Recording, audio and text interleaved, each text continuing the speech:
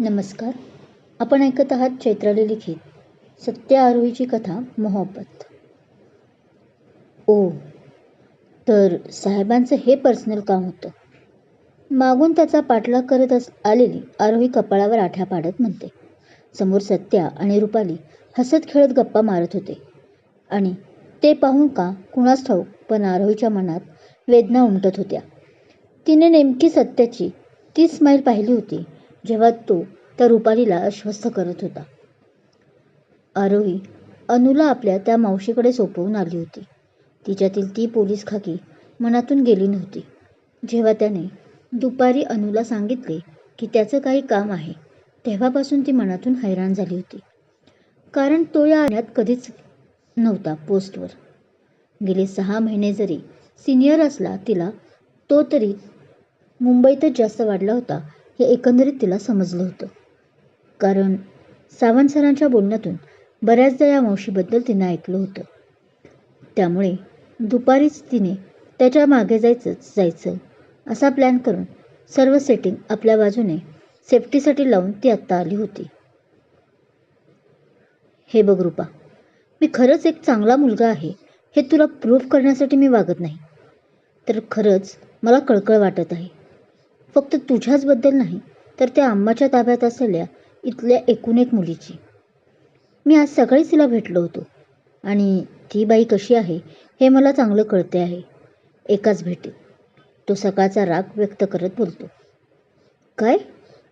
तू तू त्या अम्माला भेटला आहेस? तिच्यासाठी अर्थात हे शॉकिंग होतं. पण का?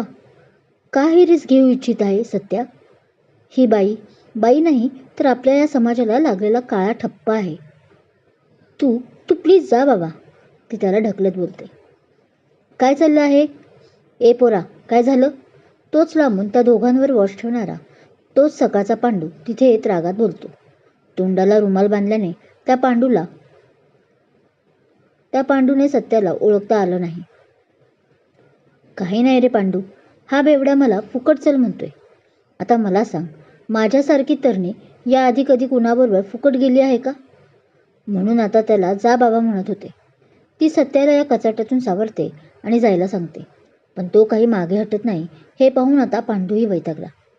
ए पोरा, गुमान जा, तुला ती परवडणार नाही, म्हणत पांडू त्याला काठीने हाकलत बोलला.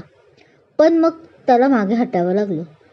पण तोही सत्या होता आणि तेही एक कर्तबगार इन्स्पेक्टर.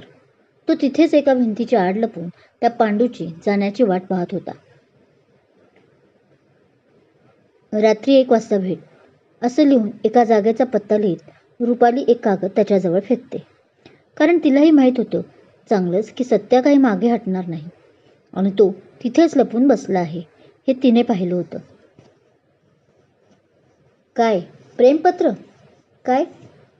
तो वाचून खुशच होत होता की आरोही त्याच्यासमोर दत्त म्हणून उभी होती. आरोही, तू तू इथं काय करते? तो थोडा जोरातच ओरडतो. तसं ती त्याचे ओठ दाबून पटकन अजून आत सरकते. कारण त्याचा आवाज इतका लाऊड होता की ते ऐकून तो माघारी फिरलेला पांडू परत त्या दिशेने यायला लागला होता. 2 सेकंदाला काय झालं कळेना, पण नंतर तिने आपल्याला असं पकडलेलं पाहून तो जाम खुश झाला. तो तिच्याकडे ओढला जात होता, अजून प्रेमात पडत होता. ते क्षण त्याला कधीच संपू नये असे वाटत होते. तर ती हळूच मधून डोकावून त्या पांडूची हालचाल पाहत होती. सर, तो पांडू लांब गेल्याचं तिच्या लक्षात येताच तिने श्वास जोरजोरात घेतले, ज्यामुळे तिचं ते उठणारं काळजी ह्याला मोहरून गेलं. पण तो आपल्याकडे एकटक पाहत आहे हे लक्षात येताच तिने त्याला रागात बघितलं व रागातच बोलली. त्याने हुंकार भरला आणि त्याचबरोबर इकडे हिलाही सर्रकन अंगावर काटा आणून गेला. कारण तिचा हात अजून त्याच्या ओठांवर होता. त्याची ती मिशी तिच्या हाताला गुदगुल्या करून गेली होती. त्याने पुन्हा काहीतरी बोलायचा प्रयत्न केला तसं तिलाच लाजल्यासारखं झालं आणि तिने तो हात पटकन काढून घेतला. आरोही, तुम्हाला माझी बोलणी खाल्ल्याशिवाय जमत नाही का हो? तिचं ते लाजणं पाहून नकळत त्याच्या मनाला सुखद गारवा देऊन गेला होता. त्यामुळे तो मंद स्मित करत तिला बोलला. सॉरी सर, पण ते सकाळचा माणूस ती आता घाबरून बोलते. एव्हाना त्या पांडूला पाहिल्यावर तिला कळालं होतं की नक्कीच काहीतरी गडबड आहे. आणि त्याचवेळी तिने त्या रुपालीने टाकलेली चिठ्ठी त्याने उचलताना तिनं पाहिलं होतं. म्हणून तर ती लगबगीने तिथे आली होती, खरं काय आहे ते जाणून घेण्यासाठी. मी त्याबद्दल बोलतच नाही. माझे ओठ मिटून जे काम तुम्ही आत्ता केले ते अगदी बरोबरच केलं. पण माझा पाठलाग करणं ह्याबद्दल मी बोलत आहे. तो आपल्या भुवया उंचावत बोलला. सॉरी सर, मला तसं नव्हतं करायचं. तिच्या ती गोष्ट लक्षात आली आणि आपण आपल्याच कृत्यात अडकलो आहोत हे तिला उमगले. तिने थोडी जीभ बाहेर काढतच एक कान पकडत बोलली. ती एकदम या अवतारात क्यूट डॉल वाटत होती त्याला. तो हसायला लागला. ओ आरोही म्हणतच. पण त्याच्या हसण्यानं ती मात्र बावरली. बरं, आता आलीच आहे तर आपल्याला एका मिशनवर जायचं आहे. तू मला नेहमीप्रमाणे साथ देशीलच? तो थोड्या वेळानं आपलं हसू दाबत बोलतो. कारण त्याचं हसणं तिला क्षणाक्षणाला गोंधळून टाकत होतं, जे तिच्या कपाळावर पडणाऱ्या आठीमुळे त्यालाही समजत होतंच. Mission? Wow, I am ready sir. आणि त्याचे शब्द ऐकताच ती आपल्या त्या पूर्ण गोंधळातून बाहेर पडतच उडी मारली. पण सर, त्या मुलीने चिठ्ठी? ती कसंबसं आपल्या मनातील शंका विचारते त्याला. तेच एक मिशन आहे आपलं. ॲक्च्युली जे तुला पत्र वाटते ना, ते ॲक्च्युली आपल्या मिशनचा पत्ता आहे. तो हसून तिच्या डोक्यावर टपली मारत म्हणतो आणि हातातला कागद तिच्या हातात देतो. हा तर पुण्यातील एक पंचतारांकित हॉटेलचा ॲड्रेस आहे. ती त्या कागदावर वाचून आश्चर्यचकित होत म्हणते. मग तुला काय अजूनही वाटत होतं की ते मला दिलेलं प्रेमपत्र आहे? ओ गॉड आरोही, कधीतरी या पामरावर विश्वास ठेवत जा. तो तोंड वाकडं तिकडं करत बोलतो. तसं नाही सर, बट तिला ओशाळून आलं. It's okay Aru. I mean Arohi. तो हसून आपल्याच नादात तिला बोलून जातो आधी, पण लगेच नंतर सावरतो स्वतःला, जे ऐकून निश्चितच तिचे डोळे विस्फारले जातात. बरं ऐक, ती माझी एक्स आहे जिच्याशी मी बोलत होतो. ती या सर्वात चुकून अडकली आहे. त्याचबरोबर मला असं वाटते की या अम्माच्या तावडीत अजून मुली असतील ज्या चुकून सापडल्या आहेत. तर सर्वांनाच बाहेर येथून काढण्याचं आपलं हे आजचं मिशन आहे. तिने एक पत्ता दिला आहे, तो सांगत होता, पण ती अडकली होती त्याच्या शब्दात. माझी एक्स या. तिचे सारखे सारखे लक्ष नकळतपणे त्याच्याकडे जात होते आणि ती स्वतःला पाहत होती. तिचे सारखे सारखे लक्ष नकळतपणे दूरच उभी असलेल्या त्या रुपालीकडे जात होते आणि ती स्वतःला पाहत होती. Aru, she is my ex and now you are my present and future. त्याने तिचा हात आपल्या हातात घेऊन दाबला. तसं ती भानावर आली. तिने त्याला असं त्या रुपालीबरोबर पाहिलं होतं. त्याने तिला असं त्या रुपालीबरोबर पाहिलं होतं. आणि आता त्याला हेही कळून चुकलं होतं की एक्स हा शब्द तिच्या मनाला लागला आहे आणि म्हणूनच त्याने आपल्या स्टाईलने प्रपोज केलं होतं. काय काय म्हणालात आत्ता सर तुम्ही? प्रेझेंट?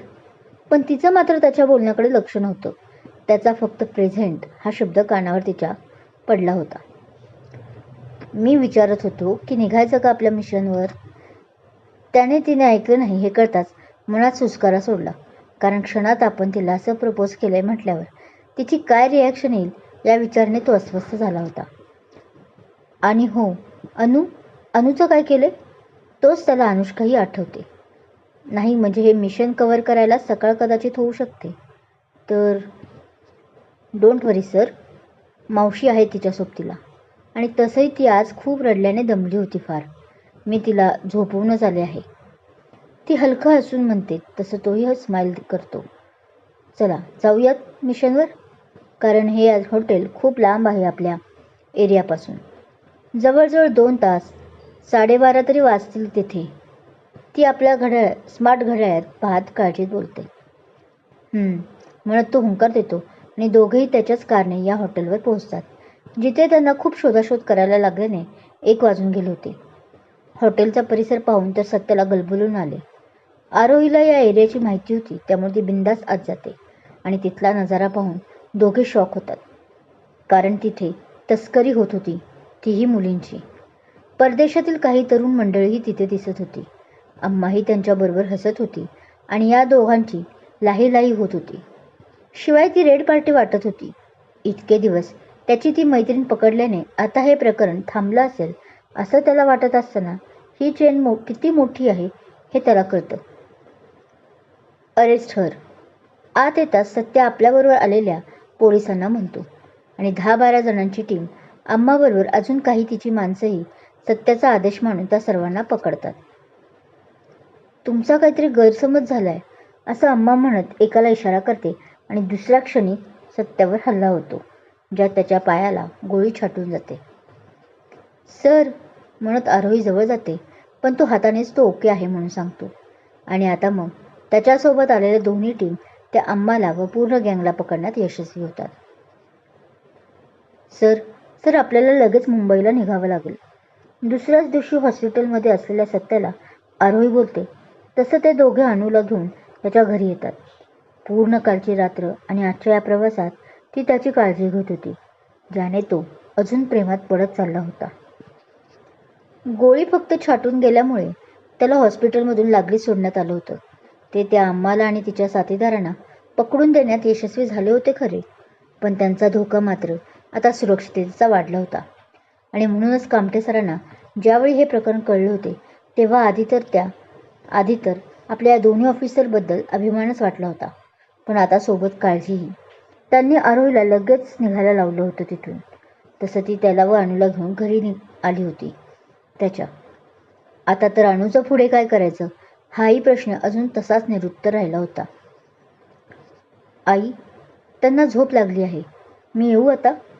दुपारची रात्र होत आली होती, तरीही आरोही काळजीने तिथे थांबली होती. कारण अनूबरोबर त्याची आईही जाम घाबरली होती.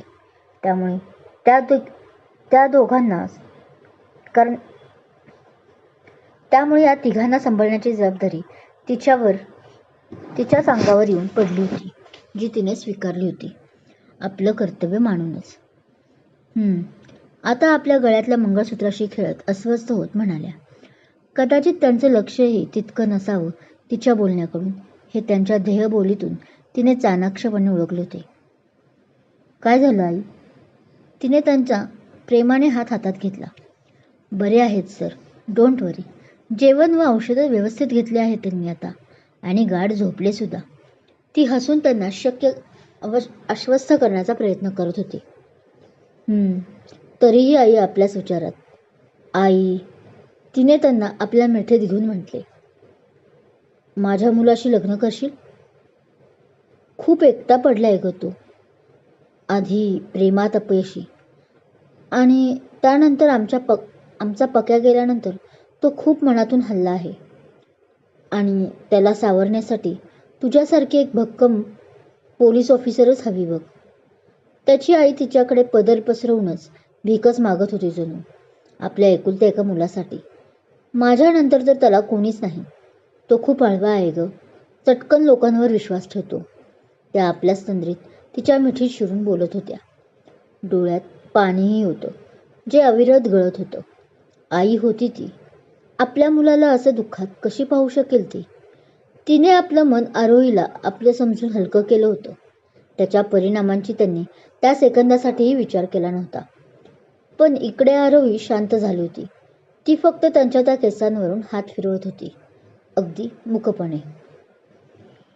काय झालं आरोही? तिला शांत पाहून त्या मात्र आता गडबडल्या. तिच्या मिठीतून पटकन स्वतःला सावरून त्या बाहेर आल्या आणि तिचा असा चेहरा पाहून मनातून त्या दुःखी झाल्या खरं तर. पण धीर एकटवून त्यांनी तिला विचारलं. सॉरी, मी काही चुकीचं बोलले असेल तर. पण मला खूप वाटतं ग की माझी सून तुझ्यासारखी नाही तर तूच म्हणून यावी. ती अजूनही काही बोलत नाही म्हटल्यावर दिलगिरी व्यक्त करत बोलल्या. मी उद्या येते. एवढंच बोलून ती तिथून आपल्या मुंबईतल्या बंगलोवर निघून गेली. आईंना मात्र अजून त्रास होत होता. वाईट वाटत होतं की आपण हा विषय उगीच छेडला म्हणून. ॲक्च्युली आईंना ती सावंत सरांबरोबर जेव्हा पहिल्यांदा आली होती त्यांच्या गावाच्या वाड्यावर तेव्हाच आवडली होती आपल्या या सत्या मुलासाठी. पण नंतर कळालं होतं की सावंत सरांना ती आवडू लागली आहे. तसं मावशी म्हणून त्यालाही त्यांनी स्वीकारले होते. पण त्यातच सावंत सरांनी आत्महत्या केली आणि आता परत त्या माऊलीला वाटायला लागले की कदाचित ती आपल्या सत्यासाठीच बनली असावी. म्हणून ती आस परत एकदा निर्माण झाली होती त्यांच्या मनात. ती घरी येताच तिने लगेच अंग टाकलं आणि तिला त्याच्या आईचं बोलणं आठवलं. तसंच आदल्या रात्रीचे तिने ओझरते ऐकलेले सत्याने केलेलं प्रपोज आठवलं आणि ती एकदम लाजली. तिचं अंग ते ऐकून शहारलं. तिने डोक्याला घेतलेली उशी आपल्या दोन्ही हातात पकडली आणि आत्तापर्यंत त्याच्याबरोबर झालेली भांडणे, तो नजराचा खेळ, कालच्या मिशनच्या वेळी त्याने नकळत घेतलेली तिची काळजी, त्याचा पहिला स्पर्श जोही नकळत झाला होता, ते सर्व तिला आता आठवत होतं. आणि त्याच वेळी ती अजूनच लाजून गोरीमोरी झाली होती. आत्ता जर तिने आरशातलं तिचं हे रूप पाहिलं असतं तर तिला तिचाच विश्वास बसला नसता. पण ती रुपाली, त्याची एक्स? एकदम तिच्या मनात विचार आला तशी ती पटकन मांडी घालून बसली. तसं तिला सकाळचा हॉस्पिटलमधला प्रसंग आठवला. रुपाली त्याला भेटायला आली होती, जी खूप वेळ त्याच्याबरोबर होती. दोघंही कॉलेजमधल्याच गोष्टी बोलत होते, त्यामुळे त्यावेळचे काही प्रसंग आठवून दोघे जोरजोरात हसत होते. जे कामठे सरांचा फोन आटोपून ती जस्ट तिथे दारातच उभी राहून पाहत होती. सत्या सर इतक्या कूल पर्सनॅलिटीचे असतील असं तिला कधीच वाटलं नव्हतं. त्याला असं चिल हसताना पाहून नकळत तिच्या चेहऱ्यावरही स्माईल आली होती.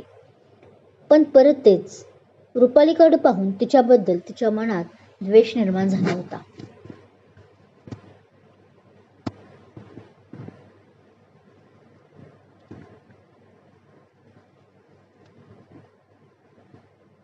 ते दोघेही कालच्या प्रकारानंतर परत आले असतील तर? तिच्या मनाने तिलाच प्रश्न विचारला आणि ती अस्वस्थ होऊन आपल्या रूमच्या गॅलरीत जाऊन उभी राहिली. नकळत तिने नेहमीच आपल्या जवळ बागळणाऱ्या सिगारेटचं पाकिट काढून तिने पेटवून हळूहळू फुकायला लागली. ती सिगारेट आज बऱ्याच दिवसांनी घेत असल्याने आधी तिला थोडा खोकला आला, पण मनातल्या विचारांनी तो दाबून ती परत सवयीप्रमाणे ओढायला लागली. ओ गॉड, माझं मिशन?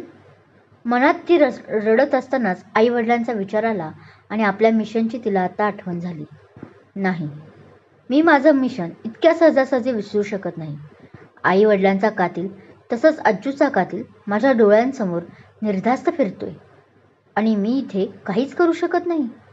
ती नैराश्य स्वरात बोलते आणि तिथेच ठाम करते की आधी लगीन आपल्या बाबाचं आणि मग आपलं. ती कुस्सीत हसत म्हणते. आता मात्र शांतपणे झोपते. तिला यावेळी शांत झोपही लागते. आई, अगं काय केलं तू? सकाळी जेव्हा सत्याची आई सत्याला नाश्ता घेऊन आली होती तेव्हा रात्रीचं त्यांचं आणि तिचं बोलणं ते कानावर घालतात. तसं ते ऐकून तो खूप नाराज होतो. अगं का घाई केली तू? मी तिला स्वतः घालणार होतो मागणी लग्नाची, पण त्याआधी तिच्या मनात माझ्याबद्दल काय आहे हे जाणून मला घ्यायचं होतं. आता ती काय विचार करत असेल माझ्याबद्दल? तो चेहरा पाडून बोलतो. अरे पण त्यांनाही आता काय बोलावं कळत नव्हतं. काहीही विचार करत नाही मी. तोच दारातून आवाज येतो आणि सत्या व आई तिचा आवाज ऐकून शांतपणे उभे राहतात. आय नो सत्या सर, तुमच्या मनात माझ्याबद्दल फिलिंग्स आहेत. जे मला तुमच्या भावाबद्दल वाटायचं तसंच तुमच्याही मनात त्या माझ्याबद्दल आहेत, ज्याचा मी आदरच करते. ती पुढे बोलते. दोघेही एकमेकांकडे आश्चर्याने पाहतात. नक्की आपण स्वप्न तर नाही ना पाहत, असे चेहऱ्यावर भाव होते त्यांच्या. आत येऊ ना आई? ती पुढे हसून म्हणते. अगं हो, आत ये ना बेटा. त्या भानावर येत गोंधळूनच बोलतात. चेहऱ्यावर बरेच भाव होते जे सहज कळत होते. तरी तीही गोड हसून आत आली. आज तिने मुद्दाम साडी नेसली होती, काठापदराची, गुलाबी रंगाची, ज्यावर सोनेरी ब्लाऊज. खूप गोड दिसत होती ती. सत्य तर पूर्णपणे ती आल्यापासूनच तिच्या विश्वात हरवला होता. त्याला तर ती काय बोलत आहे याचंही आता भान राहिलं नव्हतं. आई, काल तुम्ही मला विचारलं होतं की मी लग्न करेन का तुमच्या या हळव्या मनाच्या मुलाशी. तर ती सत्यासमोर जाऊन हसत त्याच्या कपाळावर हलक्या हाताने हसून बोलते. तसं सत्य आता कुठे भानावर येतो आणि त्याला ओशाळल्यासारखं होतं, कारण त्याची आई पदर तोंडाला लावून गालात हसत होती. मी तयार आहे आई या लग्नाला, पण त्याआधी मला तुमच्या मुलाशी काही महत्त्वाचं बोलायचं आहे. ती आता सत्याच्या डोळ्यात आरपार पाहत बोलते. हो, मलाही तुझ्याशी बोलायचं आहे आरू. आई प्लीज. तसा तोही हसत आपल्या आईला विनंती करतो. हो हो, तुम्ही दोघं बोला, मी देवासमोर साखर ठेवून आले, म्हणत आईसुद्धा लगबगीने रूमच्या बाहेर पडतात.